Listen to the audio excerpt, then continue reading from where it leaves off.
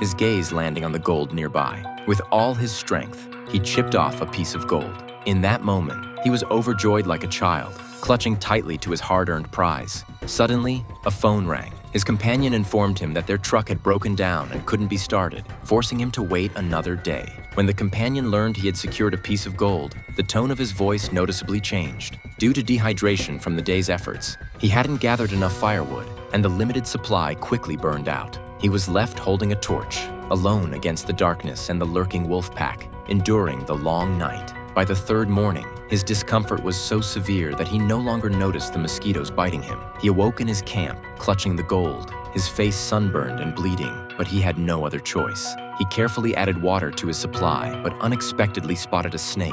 A glint of greed flashed in his eyes as he lunged with a knife, but he missed, accidentally knocking over his water bottle. He poured the last bit of juice from a can into his mouth, savoring the final taste of food. The next day, while continuing to dismantle the plane, he suddenly noticed a figure approaching. He quickly hid, but the figure still found him. The man swiftly tucked the gold into his bag. The newcomer was a wilderness hunter who offered to help, but the man remained highly vigilant. His excessive caution left him watching as the woman drank deeply. When she asked why he was there, the man started fabricating lies, but his poor acting didn't fool her. The woman got up and inspected the area, following the trail of debris he had dragged. Seeing his secret about to be exposed, the man reluctantly handed over the plane wreckage in exchange for the safety of his camp. However, the woman didn't leave. She continued to observe, seemingly intent on uncovering more truths. Facing her persistent questions, the man tried to evade, but his severely dehydrated brain left him irritable.